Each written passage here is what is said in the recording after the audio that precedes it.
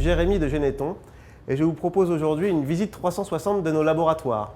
Généton, c'est le laboratoire qui a été construit par l'AFM Téléthon afin de trouver des traitements de thérapie innovantes pour les maladies rares. Généton est un laboratoire qui est constitué de 190 personnes, dont 75% de scientifiques. Et ces scientifiques, pour trouver des traitements, doivent comprendre d'où vient la maladie. Vous avez ici une cellule. Et dans cette cellule, il y a un compartiment bien particulier qui nous intéresse bien, c'est le noyau. Dans le noyau, il y a l'ADN. Et l'ADN, qu'est-ce que c'est? C'est le mode d'emploi de la cellule. En effet, il s'agit d'un livre de recettes qui permet à la cellule de fabriquer des protéines. Et les protéines sont les constituants essentiels de la cellule qui lui assurent son bon fonctionnement.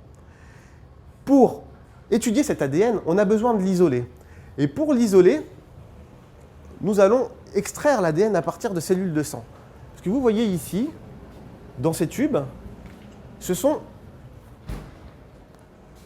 ni plus ni moins que des millions de molécules d'ADN qui sont enchevêtrées les unes dans les autres et que l'on appelle, assez poétiquement d'ailleurs, une méduse d'ADN. Alors nous avons besoin de millions de cellules pour extraire l'ADN sur lequel on va travailler, pour identifier l'erreur qu'il pourrait y avoir sur l'ADN. Par exemple, dans la dystrophie de Duchenne, la protéine qui fonctionne mal s'appelle la dystrophine. En effet, il y a une erreur dans l'ADN. Cette erreur se répercute et crée donc une protéine qui ne fonctionne pas correctement. Et la cellule musculaire en pâtit, ce qui peut même mener jusqu'à la mort de la cellule musculaire. Donc, nous allons tout de suite voir comment nous stockons les cellules. C'est dans ce laboratoire que nous allons isoler les cellules à partir duquel nous allons pouvoir extraire l'ADN. On prélève le sang de patients suspectés, on va le faire tourner dans une centrifugeuse afin de séparer les globules rouges et les globules blancs. Et nous allons conserver les globules blancs, les amplifier dans un milieu nutritif et ensuite les stocker au froid. En effet, pour stocker des cellules, il n'y a rien de mieux que l'azote liquide. Nous allons tout de suite voir comment ces cellules sont stockées dans l'azote liquide. Nous allons entrer ici dans la pièce des cuves. Cette pièce est remplie de cuves à azote qui contiennent des dizaines de litres d'azote liquide, comme on peut voir ici. Dans chaque cuve, il y a des centaines de tubes. Et dans toute cette pièce, il y a plus de 400 000 échantillons qui sont stockés. Ces 400 000 échantillons représentent plus de 400 maladies. Par exemple, le gène qui est responsable de la maladie de Duchenne a été identifié en 1986. Il a fallu plusieurs années pour ça.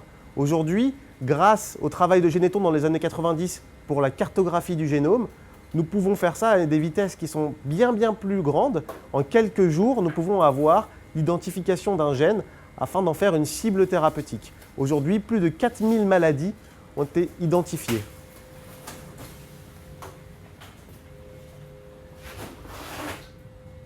Depuis 1997, la stratégie de Généton, c'est la thérapie génique. La thérapie génique consiste à apporter à la cellule un ADN médicament. En effet, comme on a identifié le gène qui pose problème, par exemple dans la maladie de Duchenne, c'est le gène de la dystrophine, on va fabriquer un ADN médicament qui est le même ADN, mais qui fonctionne sans erreur. La cellule qui va le recevoir pourra donc fabriquer une protéine qui fonctionne. La question qui vient ensuite, c'est comment apporter cet ADN médicament? Eh bien, nous sommes inspirés de la nature. Dans la nature, il y a des virus. Et les virus sont des entités qui sont capables d'apporter de l'information génétique dans une cellule. Donc nous avons détourné ce phénomène, fabriqué des coquilles de virus dans lesquelles nous mettons l'ADN médicament, nous déposons ces particules que l'on appelle désormais des vecteurs de thérapie génique. Nous les déposons donc sur des cellules et nous allons voir, contrôler si les cellules qui reçoivent les vecteurs de thérapie génique ont bien reçu le gène médicament, l'ADN médicament, et si elles sont capables de fabriquer une protéine qui fonctionne. Donc pour ça, nous allons voir, grâce à la microscopie, les cellules en détail pour observer si elles fabriquent la protéine. Nous arrivons devant la pièce des microscopes. Cette salle s'appelle la plateforme d'imagerie de Généton. C'est une pièce qui est remplie de microscopes.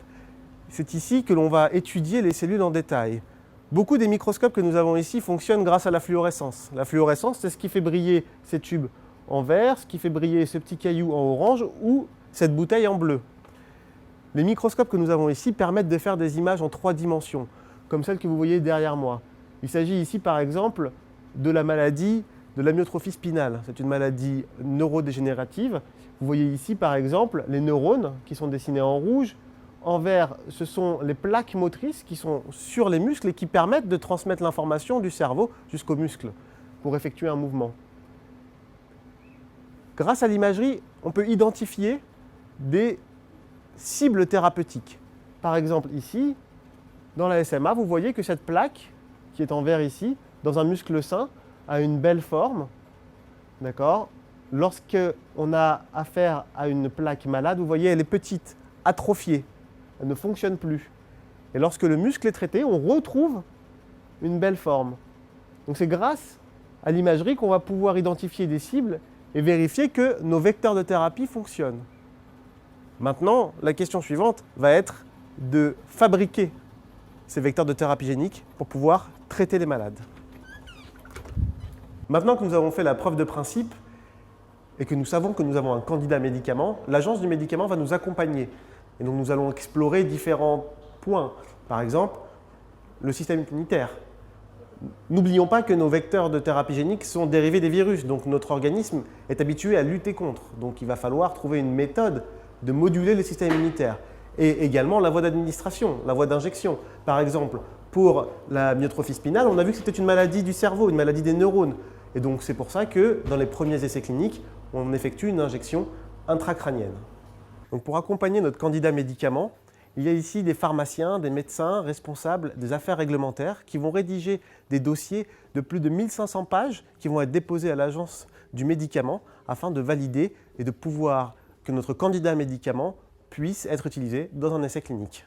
Nous sommes ici dans le SAS qui nous permet de rentrer dans le laboratoire où sont fabriqués les candidats médicaments, les vecteurs de thérapie génique. En effet, fabriquer des vecteurs de thérapie génique, c'est plus compliqué que de fabriquer de l'aspirine par exemple. Et surtout, pour passer de cellules à un homme, il faut monter en échelle, il faut produire beaucoup plus. C'est pourquoi on produit dans ces laboratoires où ils ont un niveau de confinement qui est bien particulier afin de protéger l'opérateur, afin de protéger évidemment le candidat médicament et de protéger également l'environnement. Il faut par exemple porter une blouse pour pouvoir y rentrer, mais pour pouvoir y manipuler, il faut également porter des lunettes de protection, évidemment une paire de gants et une surblouse.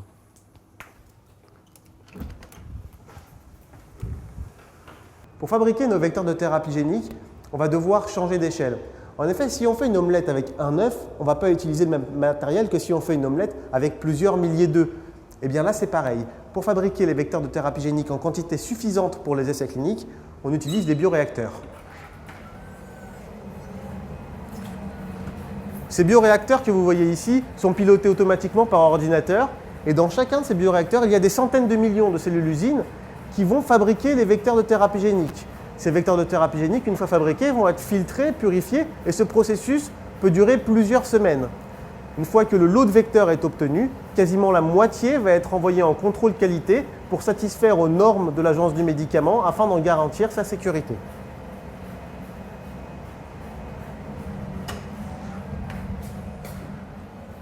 Grâce à notre lot de vecteurs de thérapie génique, nous allons pouvoir faire des essais cliniques sur différents types de maladies, des maladies du sang, du système immunitaire, de l'œil, du foie. En effet, depuis 2 décennies, il y a eu beaucoup de victoires sur la maladie, comme par exemple un essai clinique sur la myopathie myotubulaire qui a des résultats exceptionnels. Mais nous devons préparer un nouveau changement d'échelle, un changement d'échelle industriel. De l'autre côté du rond-point, vous pouvez voir ici le bâtiment Hyposchésie. C'est la première plateforme européenne de fabrication industrielle de médicaments de biothérapie innovante, de vecteurs de thérapie génique. Et par exemple, aux États-Unis, la première AMM a été reconnue, donc c'est-à-dire l'autorisation de mise sur le marché, donc l'autorisation de distribuer le médicament aux malades pour la myotrophie spinale. À partir des travaux de Genneton, le médicament s'appelle le Zolgen SMA et donc il a obtenu l'autorisation de mise sur le marché en mai 2019. Aujourd'hui, la procédure est en cours en Europe.